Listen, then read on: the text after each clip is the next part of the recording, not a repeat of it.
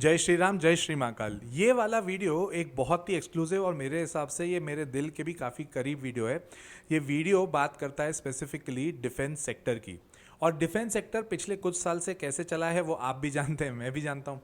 बहुत लोग जो मेरा साप्ताहिक मार्केट अपडेट रेगुलरली फॉलो करते हैं उनको क्लियरली पता है कि डिफेंस सेक्टर में मेरी दो फेवरेट कंपनीज कौन सी है।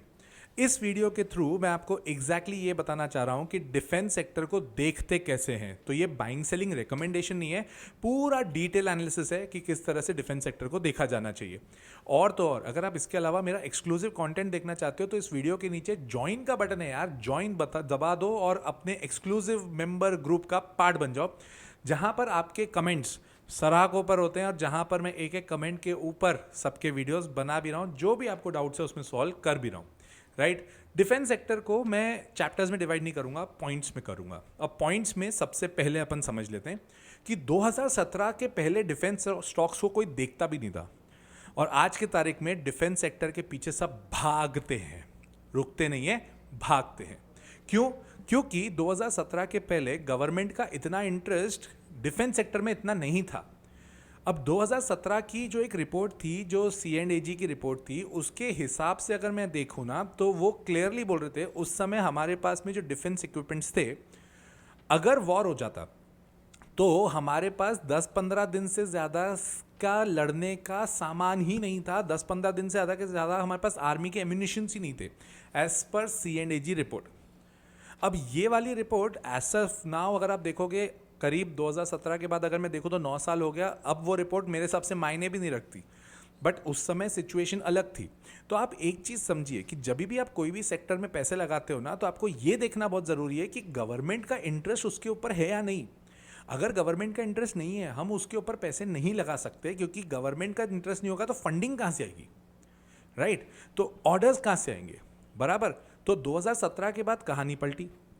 आपने एक चीज़ सुनी होगी, मेक इन इंडिया का कॉन्सेप्ट, और मेक इन इंडिया के कॉन्सेप्ट के तहत ही बहुत सारी चीज़ें ऐसी हुई हैं जहां पर इंडिया ने डेवलपमेंट किया डिफेंस सेक्टर में।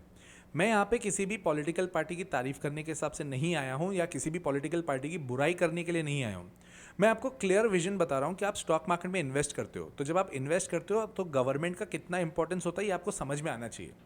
गवर्नमेंट एज ऑफ नाउ आपको दिख रहा है कि रेलवेज में बहुत ज़्यादा पैसा नहीं डाल रही है, तो पिछले 2-2.5 साल से हम रेलवेज में पैसा नहीं डाल रहे ना, बट डिफेंस में अभी भी इन्वेस्टमेंट चल रहा है, डिफेंस में हर चीज़ चल रही है, तो उसके ऊपर क्यों ना सोचा जाए, बराबर?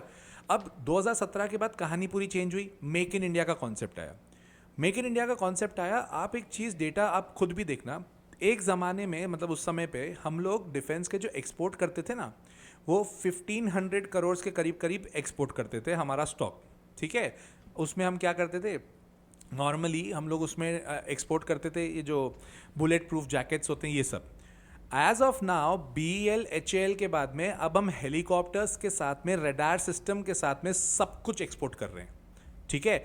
आज की तारीख में 25,000 करोड़ का तो हमारा एक्सपोर्ट का बिजनेस है डिफेंस का।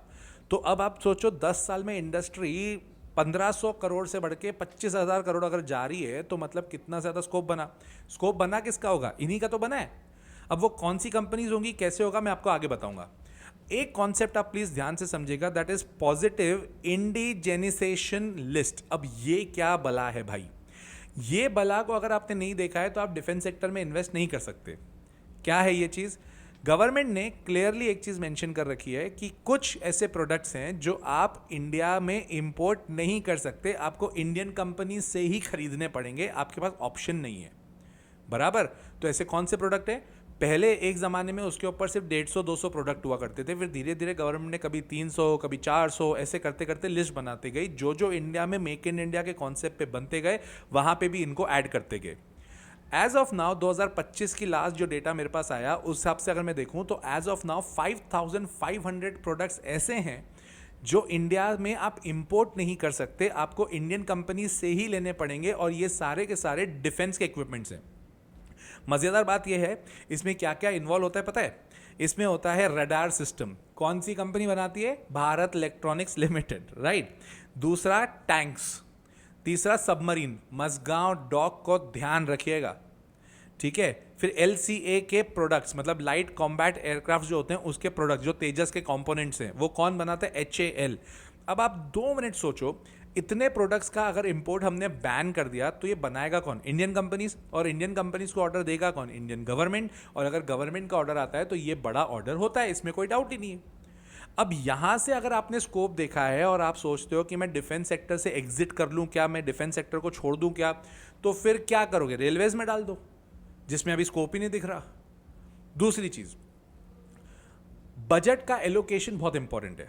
हर साल इंडिया में बजट में जो डिफेंस का बजट है वो हर साल बढ़ रहा है। करंट बजट की बात करूं 7,85,000 करोड़ का बजट है डिफेंस का।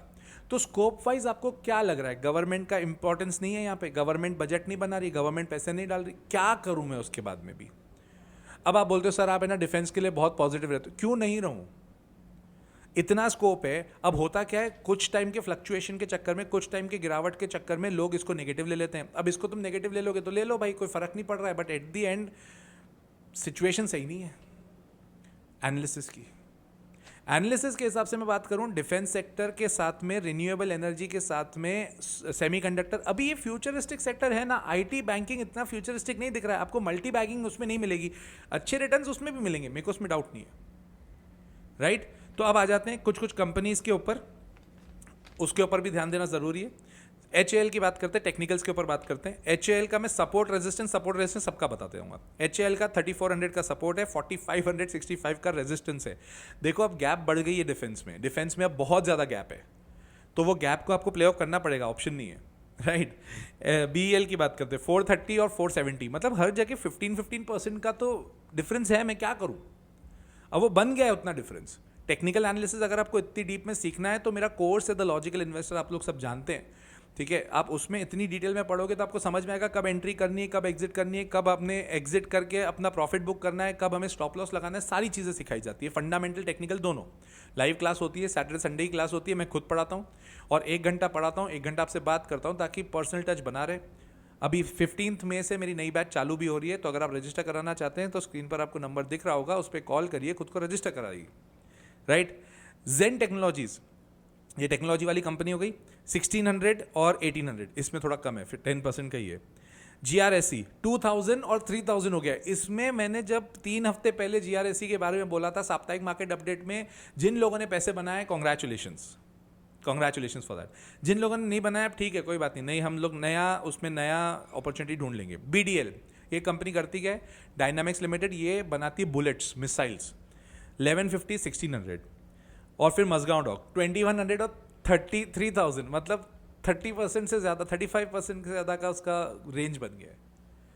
तो ये वाली चीज़ों का आप प्लीज़ ध्यान रखिएगा। दूसरी चीज़, गवर्नमेंट जब तक करंट गवर्नमेंट पावर में है तब तक डिफेंस सेक्टर का कुछ बहुत ज़्यादा प्रॉब्लम नहीं है। क्यों? क्योंकि गवर्नमेंट अपने हिसाब से पॉलिसीज़ बनाती है और उस पॉलिसीज़ को अमल करती है।